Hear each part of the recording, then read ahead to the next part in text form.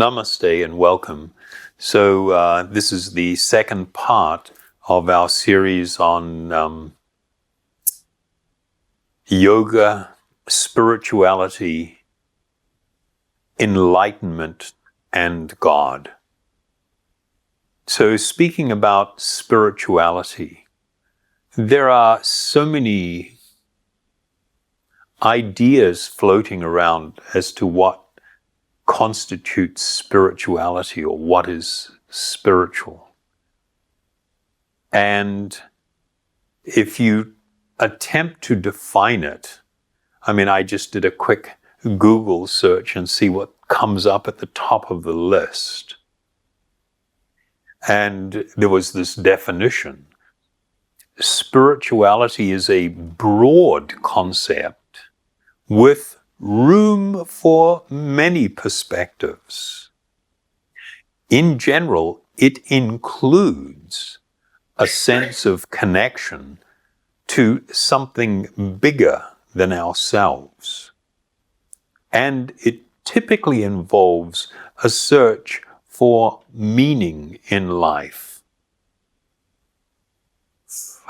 I'm not very satisfied with that definition simply because we could be looking at somebody in a political party, in a social revolution, a political revolution, a member of the Nazi party.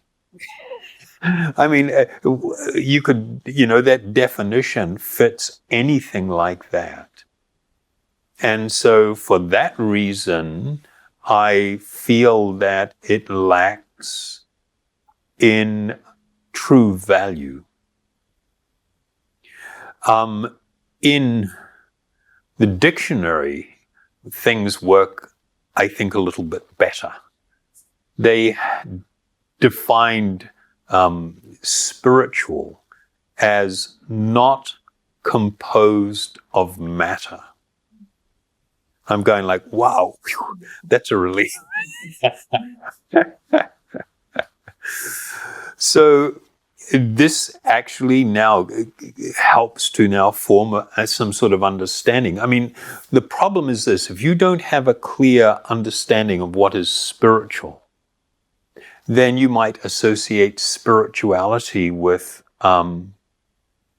all kinds of ideas and fluffy stuff and floaty stuff. And, some people, they paint the picture in their mind, or the feeling of spiritual is like rainbows and butterflies and unicorns. And, I'm not meaning to denigrate anyone, but that is not, when people start veering off into this sort of a tangent, they are going to have difficulty understanding the true meaning of spirituality. So if we're going to look at this, we do have to understand, if we're going to consider this definition, which is actually accurate, that this world in which we live, or nature, as we might call it, is not inherently spiritual. To be completely in tune with nature, to be completely in tune with this world, to be in tune with my body, is not inherently spiritual.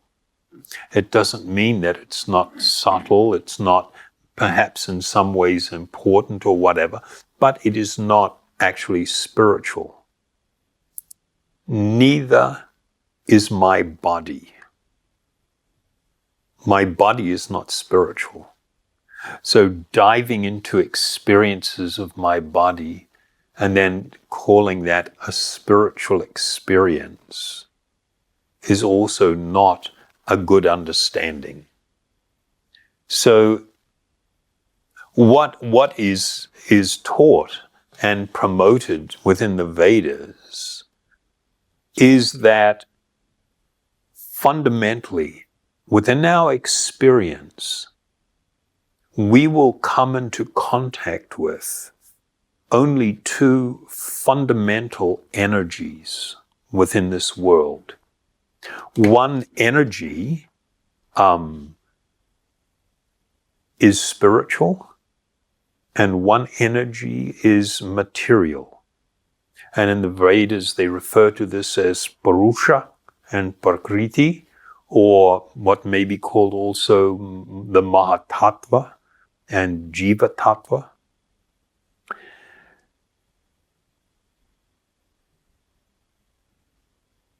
Spirituality then is defined by my quest to actually come to learn, to appreciate and become absorbed in that which is spiritual. If I'm becoming absorbed in that which is of a temporary, impermanent, and constantly changing nature, that is not spiritual, that is material and a material experience. The foundation of anti-spiritual thought or anti-spiritual consciousness is fundamentally materialism. You know, generally people have this idea, they have this appreciation that it's not good to be materialistic. But if you ask people, what is the meaning of materialistic? What do they often say? To be too attached to things. You know what I mean? To be too overwhelmed with thoughts of my position in life, or, you know, things related to this world. This is materialism.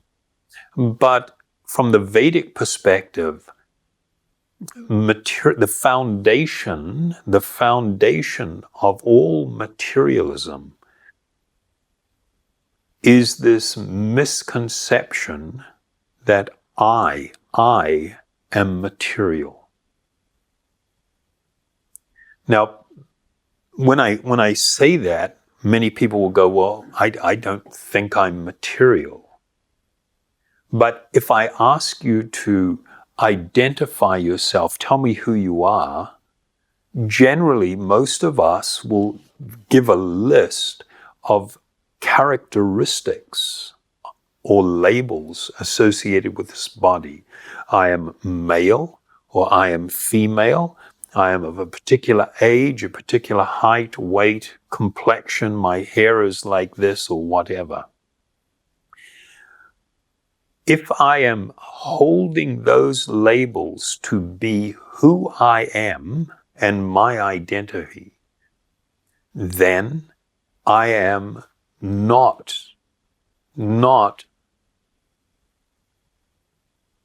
appreciating my true spiritual existence. So the foundation of all materialism is the idea that this body which I have on is me. It's who I am.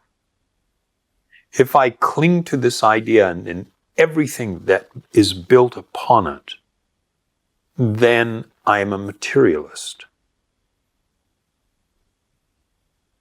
The foundation of all spirituality, the foundation, is this very famous Vedic aphorism or mantra, Aham Brahmasmi. I am spirit. If I close my eyes and I think about that statement, I meditate and reflect, I am spirit.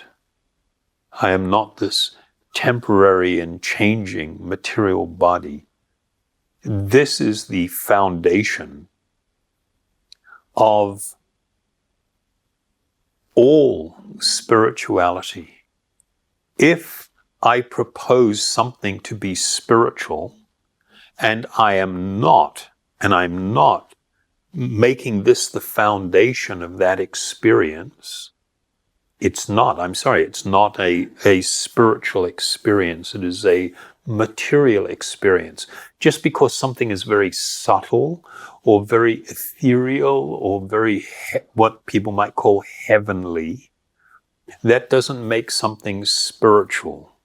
The foundation is, as I said, this understanding or appreciation. So,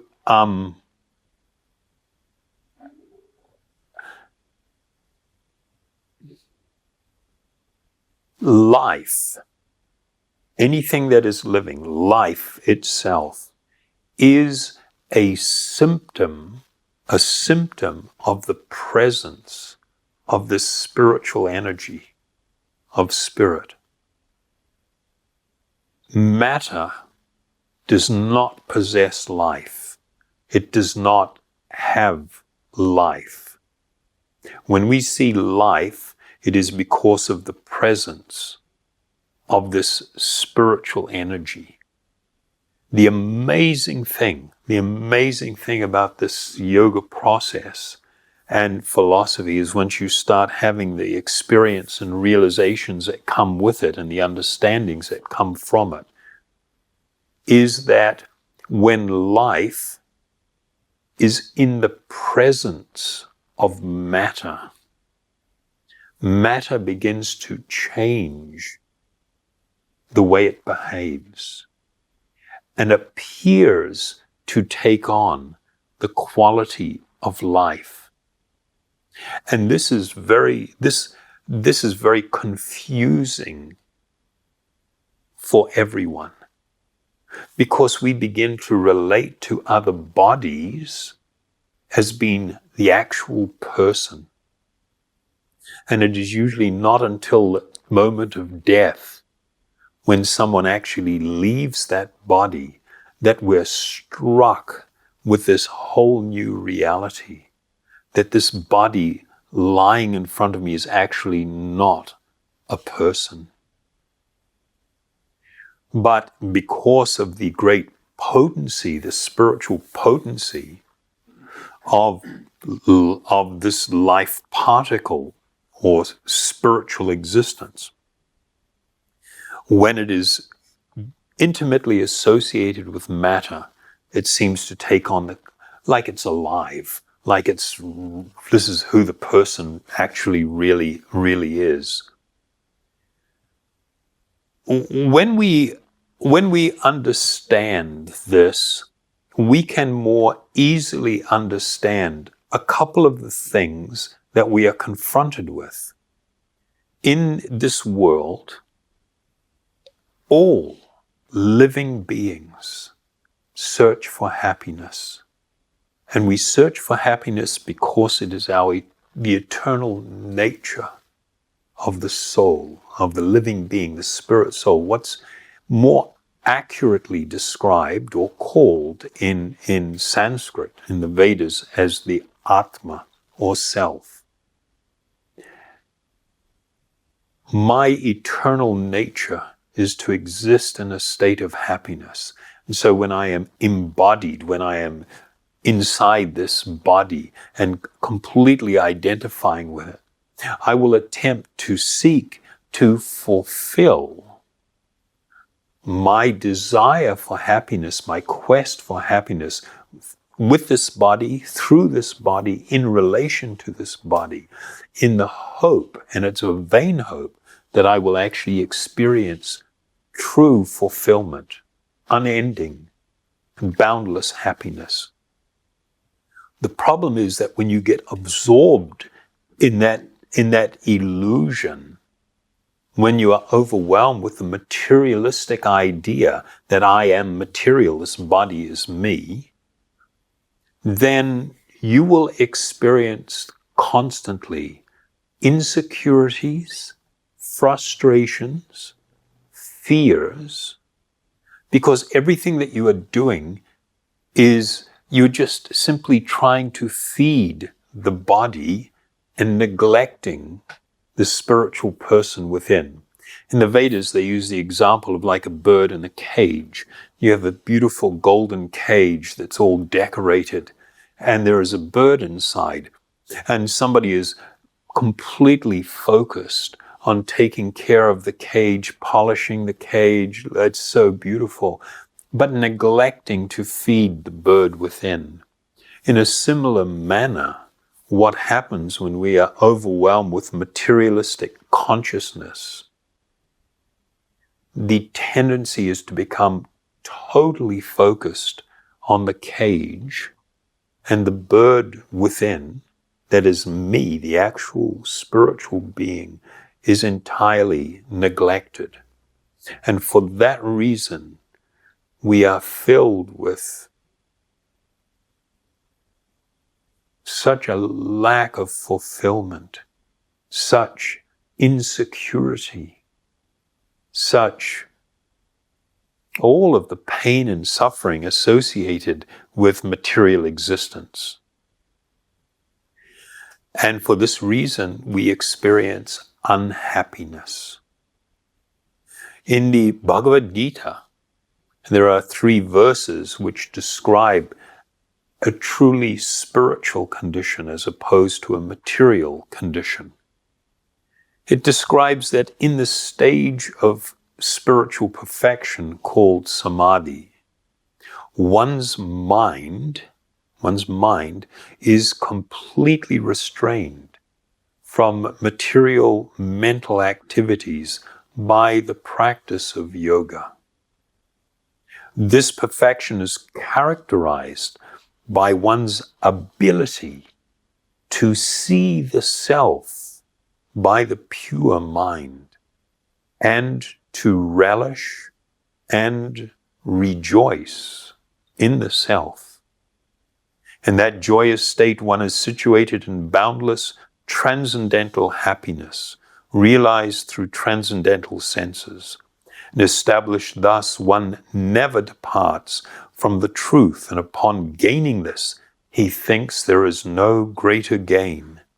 Being situated in such a position, one is never shaken even in the midst of the greatest difficulty.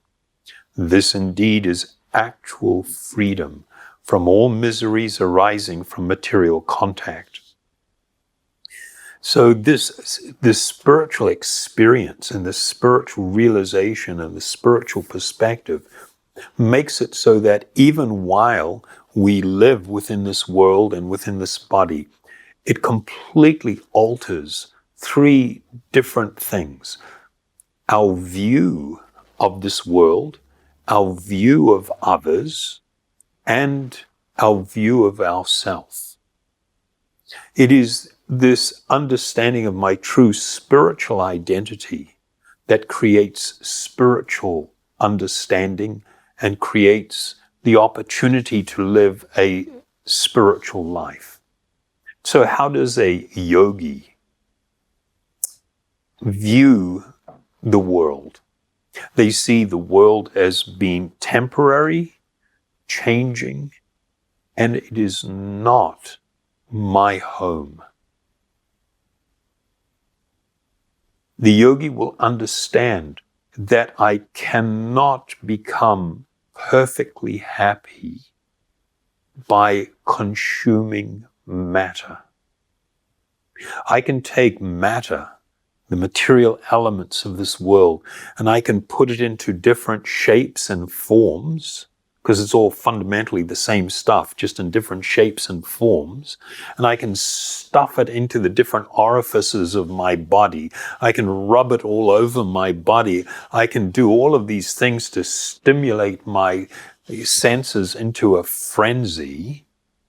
But the problem is this: the nature of matter, atomic particles, they do not contain the quality of ananda or blissfulness. So no matter how you pack it together, no matter how you try to stuff it in or on your body, you will not have an experience of lasting happiness from it. There's also this other understanding the yogi has, that I cannot lay claim to this world as mine. It was all here before I showed up in this particular life, and it will be here after I have gone. the idea of laying claim to it as mine is going to be an enormous source of anxiety and difficulty for me. And what the yogi has in a spiritual understanding, a spiritual perspective, is a deep and profound respect for the material creation and a feeling of guardianship towards it. In relation to all others, it is very simple. In the Bhagavad Gita, there is a wonderful verse that states, he is a perfect yogi who, by comparison with his own self, sees the true equality of all beings, both in their happiness and in their distress, O Arjuna. So this is a spiritual understanding. If you do not see all living beings with an eye of equality, you see all living beings as my brother and sister, that I am not superior to them, nor is one superior to another. With such a perspective, one lives with a profound feeling of respect, of compassion, and of care.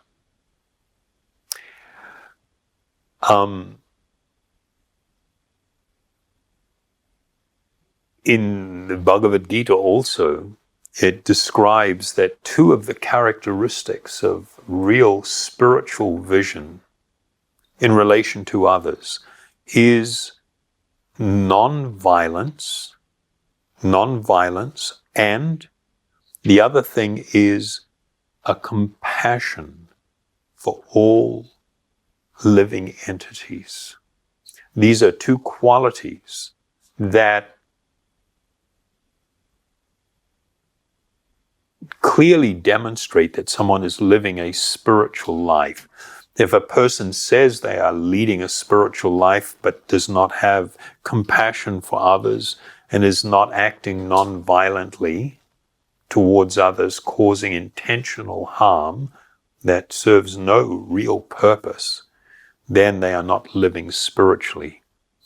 There was a great, in the Chaitanya Charitamrita, another great spiritual text, it speaks about what is the actual duty of all living beings. This is the spiritual perspective in relation to others.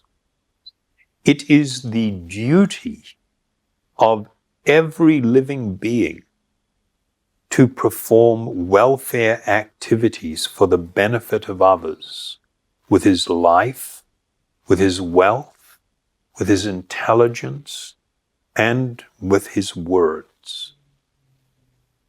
That's quite profound, isn't it?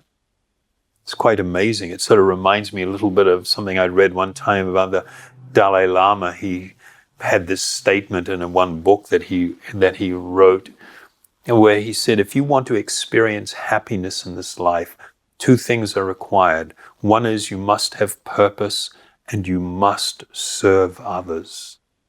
This is the key to happiness. And I totally agree with that. This is an eternal spiritual principle. That purpose is the purpose of actually self-discovery and everything that's associated with that. We will speak about that in the next 2 parts of this series. But this idea of serving others, it is actually part of our spiritual nature. Our eternal spiritual nature is not to be the top dog, to be the one on top, number one. You will not experience happiness in this. It's not possible. You may get a temporary rush, a temporary flash, but it's not really part of our spiritual nature. We derive happiness when we serve others. And people do this. They serve even their pets. And they take joy even in serving their pets, because service to others is part of our eternal spiritual nature. So in the next part of this series, I will talk more about self-discovery and what that really means, and I will address that. So, as I just mentioned, that the way in which a yogi looks upon the world, looks upon others, and looks upon themselves determines whether they are living a spiritual life, whether they are spiritual people, or whether they are materialistic. And that view that I have presented is the foundation, the way in which one looks at the world, the way in which one looks at others, and speaking about the way in which we should view ourselves, the path or the activity of self-discovery is what we will address next time. Thank you very much for attending, and I'd like to invite you to join in a brief kirtan meditation where we will chant the mantra Om Hari Om.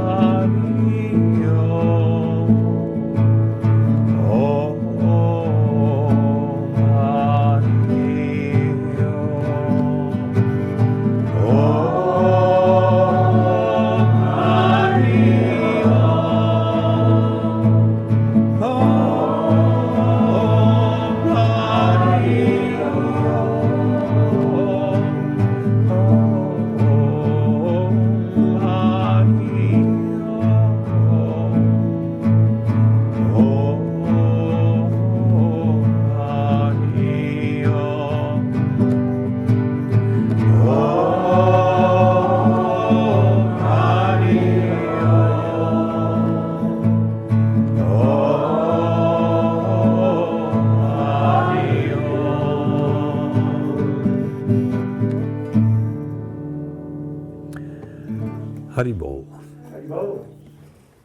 Thank you very much